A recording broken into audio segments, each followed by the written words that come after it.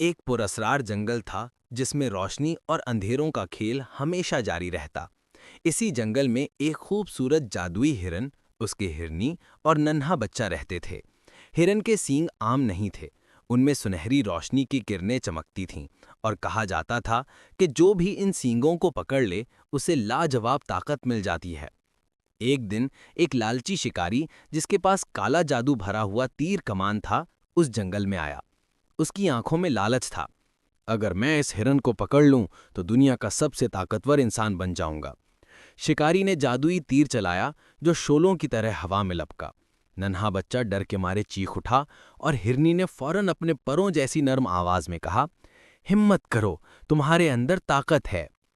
हिरन के सींग अचानक और ज्यादा चमकने लगे। उसने आसमान की तरफ देखा और एक जोरदार छलांग लगाई। रोशनी की एक लहर निकली जिसने शिकारी के जादुई तीर को जलते ही राख में बदल दिया। शिकारी हैरान और खौफजदा होकर पीछे हट गया। फिर हिरन ने एक और झटके से अपने सींगों की रोशनी को सीधा शिकारी पर डाला। वो रोशनी इतनी तेज थी कि शिकारी की सारी बदी खत्म हो गई और वो कमजोर सा इंसान बनकर जंगल से भाग निकला। बच्चा खुशी से दौड़कर अपने बाप के गले लग गया और बोला, बाबा, आप सिर्फ बहादुर ही नहीं बल्कि जादुई हीरो हैं। उस दिन के बाद हिरन के खानदान को जंगल का निगहबान माना गया। कहा जाता है कि जब भी अंधेरा फैलता है, उनके सींगों की रोशनी सारे जंगल को बचा लेती है।